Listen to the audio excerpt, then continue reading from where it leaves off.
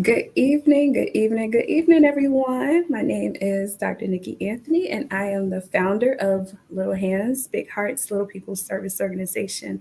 And tonight we have a really special presentation for you, a really special segment. Tonight we are focusing on human trafficking awareness. Today is actually National Slavery and Human Trafficking Awareness Day. So I'm wearing my blue. It looks a little dark, but this is blue, I promise. In honor of survivors, of advocates, of those who are on the front lines working to end human trafficking across the world. So today is very special, and I have a very special guest that's here with us. She is a survivor of human trafficking and as well has become an international advocate and an international activist against human trafficking, Chanel Dionne. And you'll hear from her very shortly. I've heard her speak, I've heard her story, and she is amazing. And she just adds so much to this conversation and to the work that's being done to end human trafficking across the world. So I want to just kind of open and share mission statement.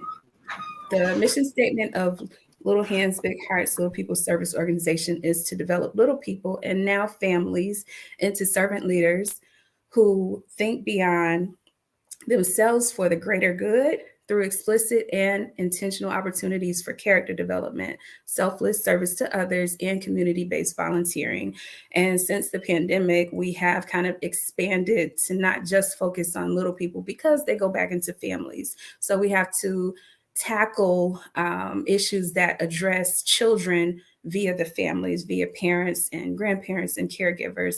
And so tonight is no different. We have been able to offer information in various arenas across a myriad of topics. Tonight we're focusing on human trafficking, but we've tackled child abuse, we've tackled childhood trauma, we've tackled different family structures. So all of that we hope is information that will arm families to make decisions that are beneficial for their children and their children's future. So that's a little bit about us. The purpose for the evening, like I said, is to bring awareness to our community of human trafficking. So I'm excited again to introduce our guest, my friend Chanel Dionne. And just to lay a little groundwork, rules for engagement, I've already shared some questions that I want to focus on tonight. We are taking questions, but because the topic is very heavy, I'm going to ask that you be mindful of questions that you ask. I think the questions that we have will cover pretty much everyone's, thoughts and stuff, but out of respect for Chanel and her story and her experiences, I want to make sure that we are mindful of the questions that we ask. So please be respectful. If anything comes through that I feel would kind of rub her wrong, I'm not going to ask that question. So don't feel bad, but I want to make sure that I take care of the person that is sharing with us tonight. So be mindful. With that, I'd like to start, Chanel, with just giving you space to introduce yourself, and we'll go from there. Awesome. Thank you so much again for having me, Dr. Anthony. I'm truly grateful to be in this space with you and just excited to share as always. So my name is Chanel Dionne. I'm originally from Fort Worth, Texas. For the past 5 years, I've been living in Jacksonville, Florida, providing direct service care and support to survivors of human trafficking, specifically sex trafficking. And then in the past year, I was working for an international nonprofit organization that provides support and support services to survivors of human trafficking, both sex trafficking and labor trafficking. Currently, I work as a consultant for an organization that's based out of San Francisco and have just transitioned back to Texas. So I just want to provide you with a brief disclaimer before we get started. Me and my children, we're still in the process of settling in. They are aware that I'm on a call, but kids will be kids. So you may hear some kids in the background. So I just want to give you a heads up. I am a single mom of four.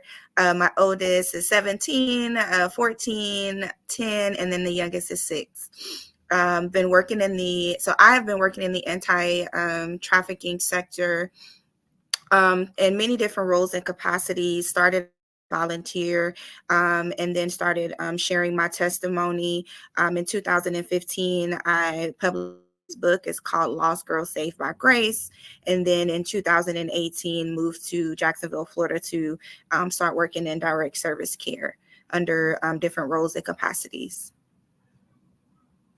That's awesome. So she has a long list of experience.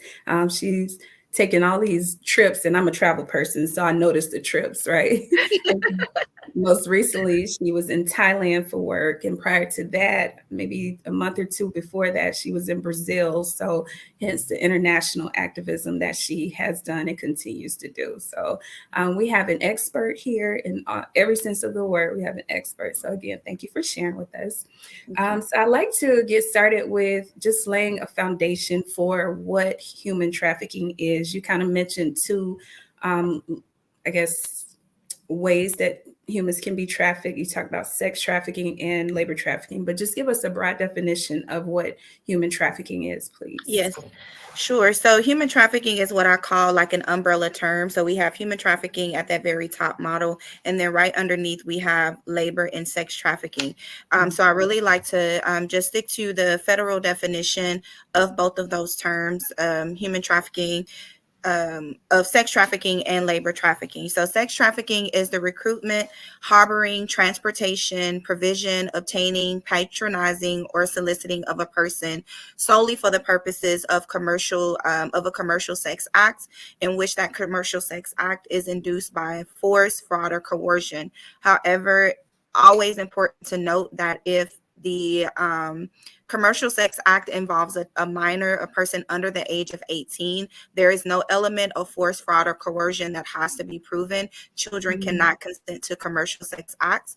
And so automatically, if a child is involved in a commercial sex act, they are deemed a victim or survivor of sex trafficking. However, in forced labor, same definition, the recruitment, harboring, transportation, provision, or obtaining of a person, but this is more focused on those labor services. However, with the labor services or labor trafficking, the element of force, fraud, or coercion does have to be proven, whether it's a minor or an adult. Thank you. Thank you. So part of what we do, I kind of shared it, is information. We like to disseminate information. And as someone in the academic arena, I know that facts are, what we like to share. So if you would, please share some facts about human trafficking that could kind of help our audience to see the importance of why we need to be aware, why we need to keep our eyes on our loved ones, not just children, definitely children for the sake of this organization, but just people, our loved ones in general. Sure. So the first one I want to really just highlight is Florida. According to the Florida Alliance to End Human Trafficking, Florida still ranks third, the third highest state for reported human trafficking cases. And actually, Florida is now ranked second for labor trafficking cases. So there are being more cases that are being verified in the state of Florida for labor trafficking cases as well. There was a recent study that came out from Polaris Project that focused on, there was a national survivor study where over 400 survivors were a part of this study. Out of that study, one of the other pieces that I wanted to highlight was roughly 40% of respondents reported some kind of criminal record. And of those, 90% reported that all or some of their arrests were related to their exploitation. I wanted to highlight that because although we have grown in identifying human trafficking cases, unfortunately, victims are still being seen as criminals. And although they have had the opportunity and they're leaving from their trafficking or exploitation situation, they are still having to carry this barrier of having a criminal record, which creates so many challenges in their lives as they're trying to rebuild and go through their process of recovery and overcoming, being a survivor of trafficking. I also wanted to um, highlight that following their exit from exploitation, this focused on survivors over the age of 18. 43% from that study that was done through Polaris reported that their annual household income is less than $25,000 a year. So although survivors are exiting from their trafficking or exploitive situation, they are still facing issues that causes them to have no access to educational support. There isn't good housing stability. And again, the challenges that they're facing due to their criminal records, even when many of them have been verified as a survivor or victim of human trafficking. A major issue that we have continued to see over the years. There are many states that are fighting against that, Florida being one of them, but we still have a very, very long ways to go in regards to that. So victims are basically, it sounds like, being re-traumatized after they leave and are, I guess we would say, rescued out of trafficking Yes. through the systems that are in place, through the laws and the policies that are current of how Yes. to handle. That's, oh, wow. Yeah, Wow. after they're being supported from leaving their exploitive situation or leaving their trafficker, they're still facing even more barriers, in their Mhm. recovery journey. Wow. So maybe I'm jumping ahead. What are some things that are beneficial for trafficking victims and survivors after being removed?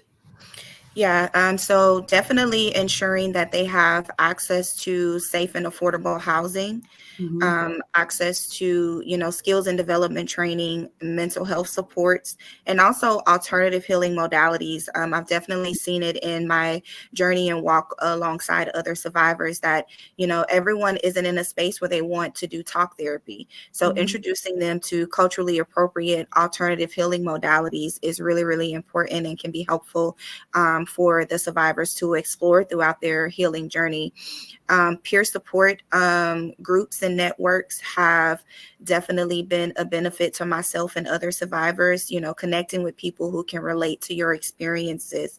If they do have, charges, connecting them to pro bono attorneys or attorneys that would be willing to assist in, getting their cases expunged, vacature, whichever is appropriate depending on what state they're located in. Wow. Thank you. So, what is the demographic makeup of a trafficking victim or survivor, in terms of maybe family life or upbringing, culture, education, socioeconomic status? What might that look like? Yeah. So to be honest with you, there is truly like this, there is no ideal victims. I've seen victims, they're male, female, child, they're adults, they're trans, they're non-binary. I've worked with victims and survivors from lower circle, social economic status, from middle class to upper class backgrounds, Mm-hmm. children that are in foster care, that are aging out of foster care, Black, white, Indian, Hispanic, mixed race. It truly doesn't matter. What I will say is that it has been generously reported that traffickers, they do intentionally prey on folks from marginalized groups and communities. Mm-hmm. So there definitely is a population that many traffickers typically go after, but Mm-hmm. I've also seen it where traffickers, they don't discriminate. They will target and prey on whomever they choose. Wow. So I think the point overall is that there's no one group, like you said, that gets No, targeted. So anyone is vulnerable. And that's why we have information like this and experts like this to share information to help us make informed decisions again. So anybody is susceptible. And thank you for highlighting that. you're welcome. Thank you. So I would like to give you space, as comfortable as you are, with sharing your story of how you um, became a trafficking victim and then your transition out to being a survivor and now an advocate and an activist in this space? Yes. So I was 21 when I met my very first trafficker.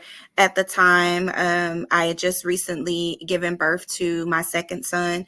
I had my first son, got pregnant my senior year in high school, graduated pregnant, graduated top 10% of my class, 3.8 GPA, had a full ride scholarship. And then when I found out I was pregnant, the type of scholarship that I had, I wasn't able to go to college right away due to me being pregnant. And I didn't believe in abortions at the time. And so, I grew up around single moms. And so, I thought, I can handle this, I can do this. And so I ended up graduating. I got a job as a bank teller.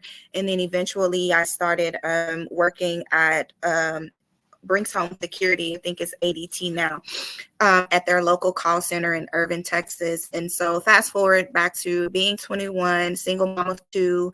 And, I grew up, I was an only child.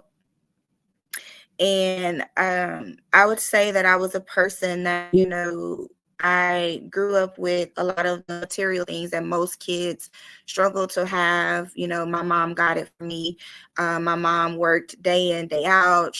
Most of my childhood, she worked two jobs. So I spent a lot of time at my grandmother's house while she worked. And so, keeping up that image after having my children was important to me.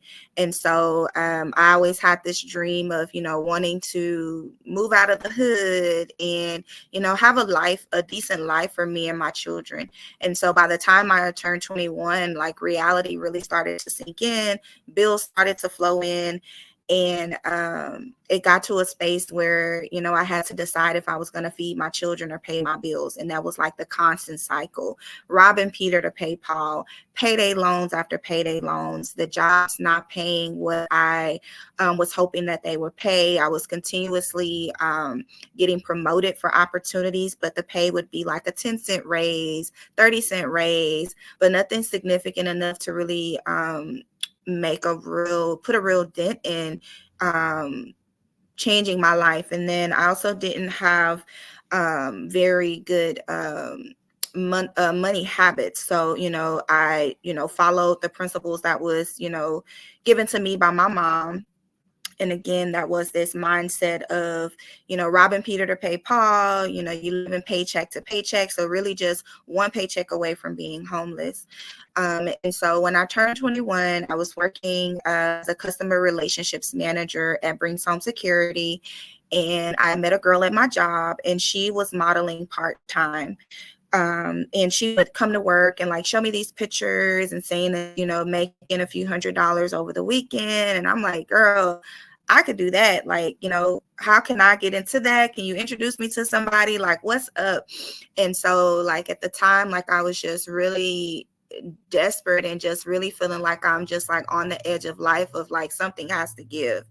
I had went to community college and for medical coding and billing. And after I completed that, I did my externship, and then I was looking for the job to like hire me on part-time, hire me on full-time. And then after that, they offered me, I think the job was paying like maybe like $10 to $12 an hour. And I was like $20,000 in debt just from that school. And I was like, absolutely not. And so one of my instructors from the school, she had encouraged me to apply for a university.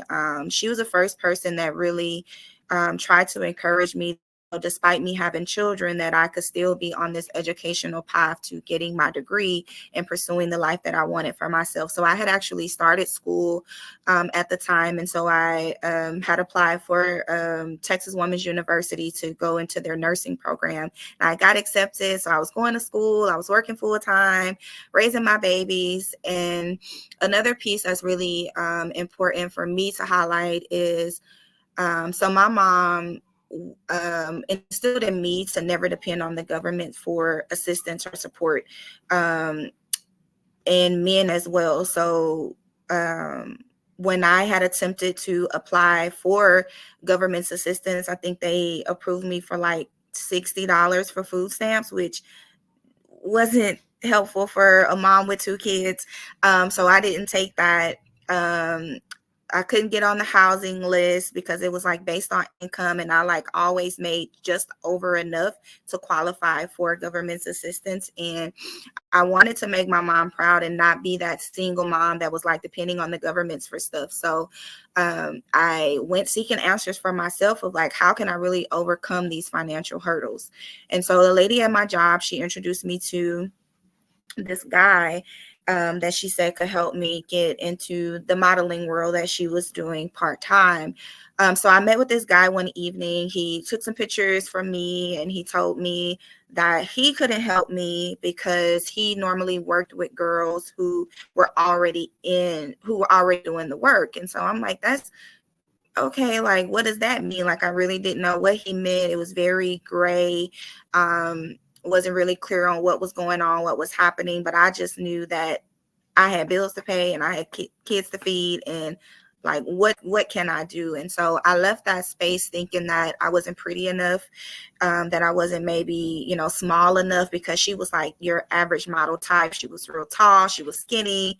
I'm average build 5'3", and I think at that time I probably was around 120, 130. So I'm like, maybe, I just don't fit the mold. And so probably about a week or two later, I got a call from him and he's like, oh, I have somebody I want you to meet. Where are you? Can we meet up? And at that time, it was later in the evening, like around 9 or 10 at night. Me and my friends were like on our way out for the night. And so I agreed to meet with him and this guy. And so we met in a parking lot of a strip club. That particular night, one of my friends, she had been stripping since we were like in high school. And she had called me just out of the blue that night. I'll never forget it. And she had asked me to pick her up. She's like, Chanel, I am done with this. I want out. Come and pick me up. Please, please, please. So we picked her up and I'm like, well, I'm already in Dallas. You can meet us here in this parking lot. Well, at this time, on the weekends with my friends, I was drinking. I had started popping ecstasy pills. And so that night when I met the guy and his friend, I was high on ecstasy pills. And so when we pulled up to the parking lot, eventually they came. The guy got out of the car. He came around and said he wanted to talk to me.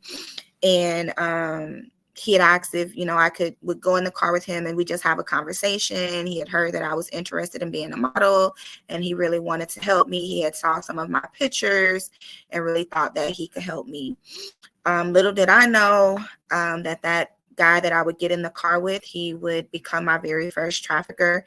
And what was really interesting when I go back and reflect over the entire situation, we never talked about sex. He ended up being a pimp and sexually exploiting me. It started with me working in the strip clubs, and the strip club was the gateway that eventually led to prostitution. A lot of the times working in the strip clubs is really the front. There's VIP areas of things that happen after the club.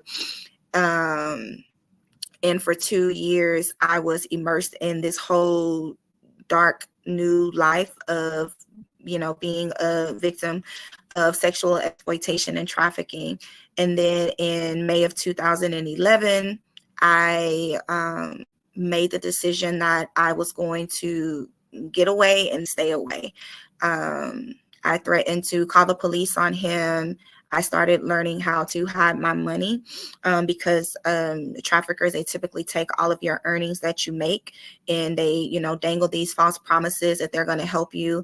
They're going to pay your bills. They're going to take care of you. Your life is going to change. What you make in 2 weeks, you can make in a day, which all of that, some of that is true. But a majority of it is all for them. They don't take care of you. They don't pay your bills. When I met my trafficker, I had my own place. I had 2 cars. I lost all of that in less than 6 months. Thankfully, my mom was there. She took my kids in while this all occurred. So my kids weren't around my traffickers. During that time, I was moved from different states. There were several instances where I actually did escape successfully. I came back home, and just due to the psychological abuse that I had endured, is very similar to being in a domestic violence situation. It typically takes a domestic violence victim up to 7 times before she leaves, due to the misplaced loyalty that she has to her abuser. Very much the same mirror relationships that I had, not only with my trafficker, but just with the lifestyle of being in what we call the life or the game of exploitation. And so, yeah, in May of 2011, I made that decision that I was going to come back home. I moved back home and just got into that normal realm of, getting a job, getting my kids back, getting my own place again, and just really masking the pain of what I had endured. I started working at Bank of America, and I started talking about my experiences. I wasn't really sure of what I had experienced or what I had gone through, but I knew something wasn't right. And it was, through a conversation at my job, and after a suicide attempt, that I passed a note to a lady at my job and told her that, I felt like I had sold my soul to the devil, but I wanted it back. Could I have it back? And she had told me, girl, he may have borrowed it, but you belong to the Lord Jesus Christ. And so she sent me the Lord's Prayer, and she encouraged me to accept the Lord Jesus as my Lord Savior, and that I could be forgiven for my sins, and that, life could, change for me. And I grew up going to church, but as I tell people all the time, we went to church like out of routine and not out of relationship. So having a true understanding and relationship with Christ, I didn't have that. I didn't have that anchor. I didn't have that foundation. My identity was really rooted in material things, making sure that I had the nice car, the job, that I was able to, take care of myself. But nobody really talked about dealing with the internal pains that you have, that you typically mask. And so my trafficker was actually the first person that I had taken my mask off. And little did I know that he was going to utilize that to exploit me instead. Oh, that's a lot. Thank you. Wow. So I heard a lot, and hopefully I can kind of open up the conversation. But one thing you talked about are the different parts that contributed to getting you to that point of um, entering into the life. Family, not necessarily structure, but just different things that were beyond your control. You know, your family life with your babies. All these vulnerabilities. And For sure. I think one of the things that I heard was the exploitation was based on your vulnerabilities. Mhm. So how would you maybe encourage parents who their kids are experiencing maybe some similar, the single parent household, all these friends, maybe they're good, maybe they're bad, maybe hardships economically. How would you encourage them just to, in a way of keeping their babies safe, and not being as susceptible to the vulnerabilities that they have in life? So for me, um, I would start with really, a lot of the times, parents, we don't do our work and we don't heal, especially like in the Black community. I think we're getting a little bit better, thankfully. I think social media contributes to that, but a lot of the times we don't stop to really process even our own traumas and how it impacts how we show up and how we parent our own children. So for parents, I would really say to start from within. So if you really want to be a better support to your children and create a level of safety, it really starts with being honest and, getting in the mirror and facing your own, demons and challenges and hangups that you may have. Because there's so many of other survivors that I have worked with that are children. My youngest client was 11 years old. Wow. And it really stemmed from parents not doing their work. And so again, we mask our pain really well. We put on this smile, we put on makeup, we go to work every day, but we don't really talk about the really tough things that have impacted us as adults, that have impacted us as children, and that has really molded us into who we are today. So we just kind of get into this routine of life, and we don't really peel back the layers to truly understand, why am I showing the way that I'm showing up? Why am I bitter? Why am I hurting? And so a lot of the times we don't pour into ourselves. And so I would really encourage parents to start from within. And then I'll also say, to seek out healthy and safe networks for you and your children. And so having a healthy network of supports of people that you can connect with and that your children could connect with is so important. You know, I'm a mom now. I have four kids now, and there's so much that goes on. I'm still healing, not only from being a survivor of trafficking, but being a survivor of so many other different that I have overcome and continue to overcome and deal with in my life.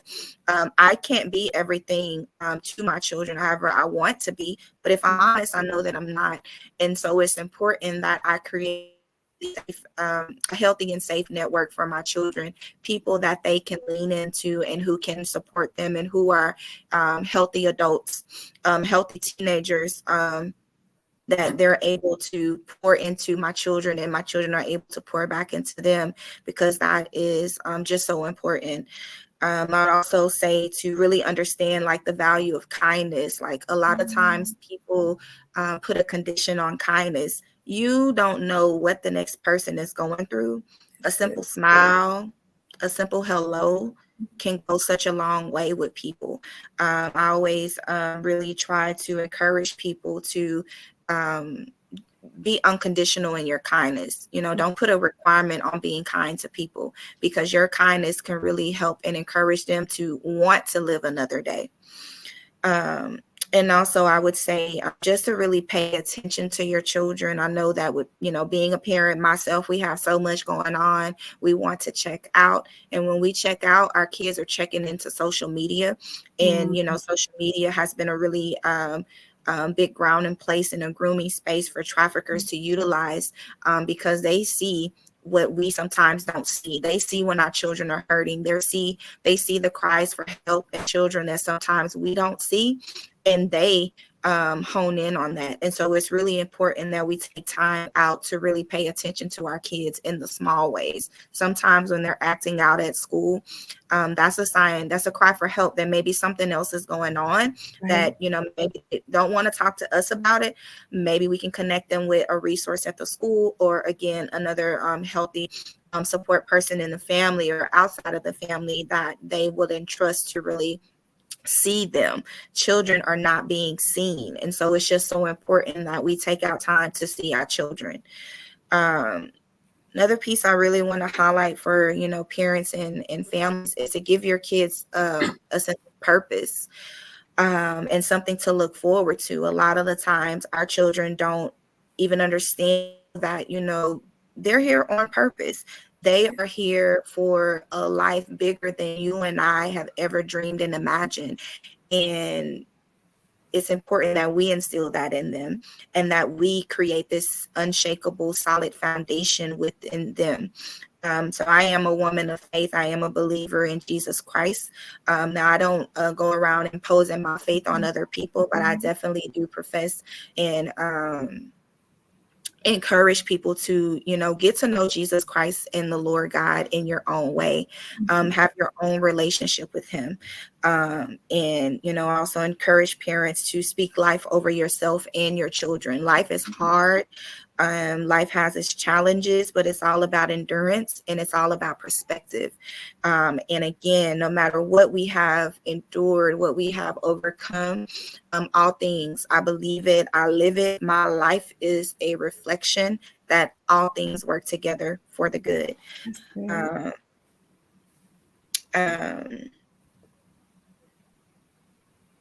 Yeah. And then lastly, just really, again, just instilling in your children that they matter. And also in parents, like, you matter too. Your voice matters. Your experiences matter. A lot of the times we we don't tell our children the full truth about life and about experiences and about hardships that we've overcome. But our children needs to know the realities of some of the things that we have overcome and had to endure.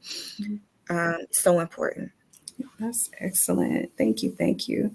So, sharing, I heard several things in what you said. You talked about your experiences, and as a parent, you being honest and vulnerable enough to realize that I need to heal. And that's because trauma can be passed down generationally. They may not, you don't want what you've experienced to filter into your children's lives. So it does require that healing. And I love what you said about the lady at your job, how that kindness of just connecting with you, like you're not too far gone, you're not too far Mm-hmm. gone, and that moment of kindness turned into something really big for you. So again, just to reiterate what she said, kindness does matter. So raising our babies to know the person sitting next to you in class, they may go home to a whole different situation than what you are going home to. So being mindful of how you treat people in the age of bullying, cyberbullying, all this different stuff, raising again leaders, raising servant leaders, raising children who think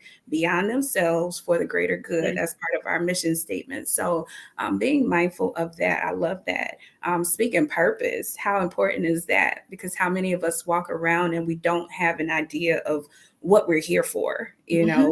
What am I doing? And so if you don't know, it gives you space to allow other people to define who you are, Right. and define who your children are. And that's unfair because they may not have a clue as to who you're supposed to be, but they have what they want to accomplish. And so you get used and all this different stuff. So I love that. I love that.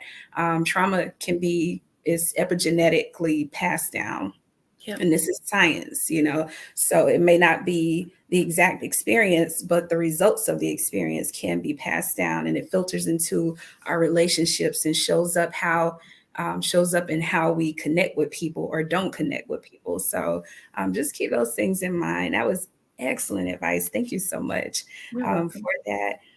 So we're kind of closing in on time. Wow, this is going by so quickly. Um, so I know many of us have seen the movie Taken. That's one of my dad's favorite movies to quote when I go traveling. I don't have a particular set of skills, so I need you to please just, you know, be mindful of your surroundings. Check in with the American Embassy, all this different stuff. Um, and he's like, I don't have those skills, girl. So, I can't come and, fight people for you, whatever. But how realistic is that depiction of trafficking? And it Yeah. might sound like a silly question, but to me, I feel like, media kind of feeds our perception. So I want to know, is that a realistic perception of what happens, or if that's, you know, exaggerated or Yeah. in any way? So I will say that, situations like trafficking, they definitely like taken, it can occur, but it's just has been reported that, really less than 1% of cases of human trafficking happen by kidnapping. So it's very, very rare that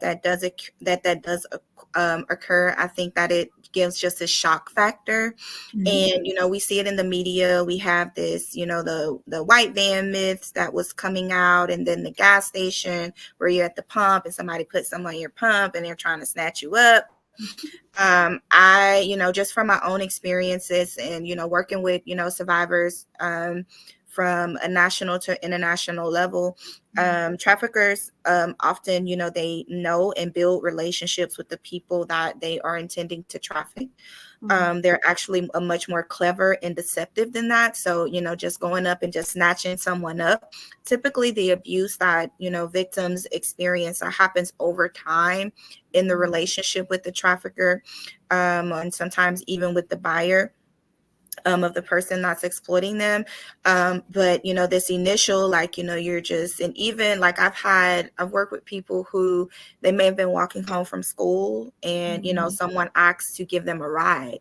And, from there, it led into a trafficking situation. But just this idea of like someone just walking, just out with their friends, and then they just, get snatched up and thrown into this white van, immediately go into this dark world of trafficking. That rarely, rarely happens. It does happen. But again, it's something that's been reported, under less than 1% of human trafficking cases happen by kidnapping. I've worked with, survivors who have actually been trafficked by their parents. There was one case in particular that I'll never forget. She's actually one of my first 5 clients that I worked with, where I saw something that was very off-putting, and she was already working with DCF, and they closed the case that I had called and made the report on, and eventually it'll come out. I think it came out maybe a year and a half later that she was in fact being trafficked by her parents. But I had been sending in several reports, and because she was already working with someone, they're like, that's not true, that's not happening, this is what's happening. They were just focusing on her drug addiction, and it came out that the family you're trafficking her for everyone's drug addiction, to feed everyone's drug addiction. And so again, I think that, movies like Taken, they give this wow factor, but it really takes away from the true depiction of what trafficking looks like. So when I'm sitting down with a survivor or a person that could be currently being trafficked, they may tell me, Miss Chanel, I've seen the movie Taken, Miss Chanel, that ain't my situation, that ain't my story. And so, I'm there having to convince them of what human trafficking truly looks like. I just did a training earlier today where I did an icebreaker just around the importance of media images that we portray. So if we're only portraying, young white girls, people that are, tied up, have tape over their mouth, when we actually sit with people that are actually, being trafficked, it's really, really hard for them to self-identify and for them to help us in their identification process, because they're looking at the images that we portray in the media. And if we're going to highlight this less than 1% image, we're going to continue to misidentify and, have cases that aren't being fully reported as human trafficking. So images matter. That's good. That's very, very good. And getting this kind of information out, like having these real moments with real people who have had real experiences and not some director's, perception of Right. what happened. I want to kind of backtrack to you talking about grooming, especially in the age of social media. Yes. With kids, we focus on children, and a lot of our kids have, their own phones, their iPads, their all these different things, access to this world that we don't see, right? And this world that we can't control a whole Yeah. bunch. How would you encourage parents in the way of social media and grooming, especially, single parents, and all parents, but it's a little different in a single parent household. If you're at work and you have things that you got to get done and your baby is at home by themselves or with a sibling and they're not watching each other, it's totally Right. different. So how would you encourage them in the way of keeping their children safe? What are some supports you may recommend? What are some controls, whatever? But just how would you encourage parents in the way of social media and grooming and protecting their Mhm. babies against grooming? Yeah.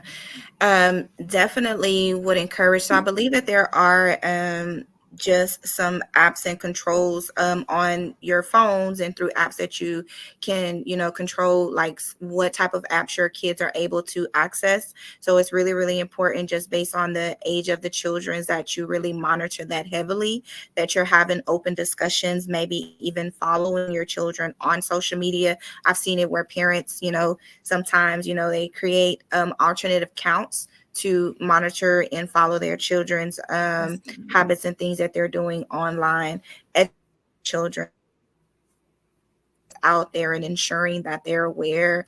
And again, I just always just go back to ensuring that you're paying attention to your children. And so, ensuring that you're giving them that nurturing support that they need. When it comes to, grooming, ensuring that, when they are connecting with people on social media, that they're connecting with maybe people that they already know from school, that they're not, sharing their address with anyone. They're not sharing their location with anyone. So really And I try to keep it real and raw with my children about, the realities of who's out there and how people can act like they're a 10-year-old and they could be a 25-year-old man Mm-hmm. in Minneapolis or somewhere, Mm-hmm. just trying to, groom you. Mm-hmm. Um, so for me, I, keep it real and raw with my children, monitor their, social media engagements and interactions, keeping, conversation and having open dialogue with my children. Um, yeah. Thank you. And I love the part about conversation. I read something recently and it said, I hope when I have a daughter, it could be a son also, but I hope when I Mhm. have a daughter that she feels she can come to me instead of with an issue versus, I can't go to mom with this or I can't go to Right. dad with this. So I love that, about communication, keeping it open and making sure that the communication is purposeful, not coming out of your backpack and your downstairs brain because of your own traumas, your own Right. experiences. But Right. when you're vulnerable enough to share those things, this is why I feel like this about whatever the subject is, because this was my experience and I don't want you to experience that. That's why it's important to heal as well. So that when you have to have these kind of conversations, it makes it more real for your babies, for your loved ones, and those the ones that you're connected to. So thank you. Cool. Um, we have about 10 more minutes. So I wanted to, and maybe these can go together. Are there any places or locations that are more susceptible to trafficking activity? I know you talked about Florida being number three, but in the state of Florida, are there maybe malls or grocery stores and we kind of talked about maybe that's part of the myth. Mhm. You talked about relationship that traffickers, they build relationships with people to make it more real when they are drawing you in. So that's the first part. Are there any places that are more susceptible? And then the second part are signs of trafficking activity. What could we look for? How should we keep our eyes open? Yeah. So there's definitely, I think that in any area, there are some areas that are like high, what I call and define it high exploitation areas. Mhm. So again, the past 5 years I've been in Jacksonville, Florida. So there's definitely some areas that are high exploitation areas. So, we have some high exploitation areas like on the north side of Jacksonville, Mhm. high exploitation area, um, right over there, um, where like the Orange Park Mall is. Mhm. But right before you get to Orange Park Mall, the name of the street is really missing me right now. Mhm. But in any area, so like even here in Dallas, Texas, we have Harry Hines, which is an area for high exploitation, and that's really solely focused on sexual exploitation. And when we Yeah. talk about labor trafficking, that can happen, in warehouses, in farming industries. We have domestic servitude and types of work. So again, there isn't like this specific area of like where trafficking only occurs. Trafficking Mhm. can occur everywhere. There's Mhm. so many different typologies of where trafficking can occur. Like I shared earlier in my story that, the gateway to my exploitation started in the strip club. And so a Mhm. lot of times not everyone is aware that trafficking can occur in the strip clubs, but they do. And so again, there isn't like these like certain areas or like even like certain time of the year. I know for a while they were saying like, the Super Bowl time is like a Mhm. big hub for trafficking, when in reality the same trafficking it happens without the Super Bowl. So each and Mhm. every day, trafficking is still occurring all around.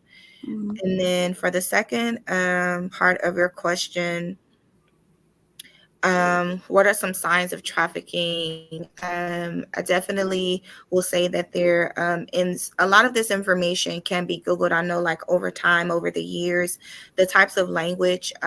So for me, like I define it as sex trafficking specifically and sexual exploitation, whether it's adults or minors. So with CSEC, we're talking about children. There is a subculture of acceptance where a lot of the times there's certain languages that people are utilizing that can really be an identifier of maybe someone may be involved in trafficking, may be at risk for being trafficked. So when you Mhm. hear terms like, children like, oh, I'm discussing plays or about to go make this play, desiring like to want to make fast cash. Mhm. When you hear children that are really have this strong attraction or hanging around older groups of people. So we have, again, my youngest client was 11 years old, but I had girls that were like 12 and 13 where all of their Mhm. friends were adults. That's something to really, take a deeper look into. Yeah. I would also say, the rap culture. So if you have young persons that are really like heavily, deeply into like this rap culture and like these wanting this fast cash lifestyle Mhm. desire, Mhm. that's something to really look into. Mhm. Unfortunately, I've worked with a lot of young teenage girls. They have this, they aspire to become strippers. So when I'm asking them, what do they want to do when they get out of school? Many of them are talking about wanting to become a stripper. A lot of them aren't really aware of, how this can really factor into them eventually, being susceptible to becoming victims of trafficking. So having that conversation with them about, really, and a majority of them, they were people that have been impacted by trauma and they Mhm. have not done their internal work, don't even Mhm. know what that looks like. People are just trying to Mhm. survive. Kids are just trying to survive. And so definitely when you're working with young persons and they're, aspiring to, want to become strippers or be in this any type of fast, making money fast type of lifestyle, very something to look into. Mhm. I've had, kids who have hidden phones. Parents aren't able to meet with their friends as something to look into. It isn't always trafficking, but you never know. Better safe than sorry. Mhm. Definitely, when I did my work in Florida, a lot of the people and persons that I work with, they hung out at hotels and motels. Wow. Definitely something to look into if you're, seeing kids that are really prone and interested in hanging out at hotels and motels, typically high exploitation areas for children, unless they're like living there with their families. That's right. Uh, Wow. and again, like sometimes the trafficking isn't occurring, but children aren't aware that maybe they could already be in the process of being groomed, especially when we have minors that are hanging with older groups of Right. people and they don't even realize it. Mhm. And then lastly, I'll just say if you're noticing like children have their boundaries are a little bit more broad and expanded, like in relation to sex. So if they're like Mhm. more openly and prone, like talking about sex, you may overhear them, in wanting to engage in sex. Definitely something to explore and get them some support around to just ensure that it isn't already happening or they're not being groomed. Wow. Thank you for those. Thank you, thank you, thank you. And if you are watching, please, please, please share. This is information we want to get to as many people as we can to keep our families and our loved ones safe. As we close, we have about 2 more minutes. I'm going to ask if you'll send me some resources that I can share with everyone, and then I'll give you the final word as far as the session. Then I'll close out. Um, what one, I guess, piece of, no, I want to ask, how can people connect with you? If people want to know more, she wrote a book, she does speaking engagements, she's an international advocate. How can they connect with you? Let's do that one first. Sure. So you can definitely follow me on all social media platforms. Instagram, Chanel Dionne Love LUV, and then Chanel Dionne on Facebook and all other social media platforms. The book that I published back in 2015 is called Lost Girls Saved by Grace. It's on all publishing streams, Amazon, Barnes and Nobles, and wherever else you can purchase a book. Just Google it. And yeah. Alrighty. So, what one piece of advice, advocacy, would you leave us with for the night, if you have anything? You've said a lot, so if you don't, it's okay. Yeah. again, like for anyone that's watching, I would definitely encourage you to don't be afraid to do your own work. And then also know that despite whatever it is that you have gone through, that what you have overcome and endured, that your life is still worth living and that you have a purpose. Again, I think that it's something that we don't talk enough about. We get into the hustle and bustle of life and we forget that even in the hustle and bustle, there's purpose in that. There's purpose in your being here. There's purpose in your children being here. And there is beauty in healing. And so it gets ugly sometimes. It's hard, but it's so worth it. It is to see the person that you were before and then who you blossom into is just a beautiful thing. So I love that. Thank you so much. Yeah, thank everybody who tuned in. Make sure you share. Make sure you follow her on social Thank media you, everyone. to keep seeing what she's doing, what she's a part of. As we close, I want to invite you, anyone who's in the Jacksonville area, we have a few events coming up. Our Serve Day, which is for little people, primary age, but we focus on the family. So it's a family event. Our Serve Day will be at the Clara White Mission on January 27th. And we'll be doing a giveaway. We'll be giving out toiletries, hygiene products, all of that to the displaced and the transient that are served by the Clara White Mission. So if you want to be a part of that, we would love to have you. You can email us at littlepeopleserving@gmail.com if you want to sign up. And we also will be attending the Stomp Down National Step Show that night. Anyone who is any kid, I bought a certain amount of tickets. If you serve with us earlier that morning, I would love for you to go with us to the step show. This is for children only. Parents, if you go, you got to pay for yourself. I'm only doing kids who qualify. So if you would like to join us at the step show for free, it's on me, on us, but you do have to serve. And we are planning a college tour, an HBCU college tour in the spring. More details to come. So keep that on your radar. I want to say thank you again, Chanel, for being a part of this night, for making this night so meaningful, for sharing your story, and for being an overcomer. This was hopeful for me, for people watching. So thank you so much for being a part of tonight and making this so special for us and helping us to tackle the hard things that families are impacted by, right? So I appreciate you, and obviously, wish you well as you transition into life in Dallas again. Wish you and your babies well.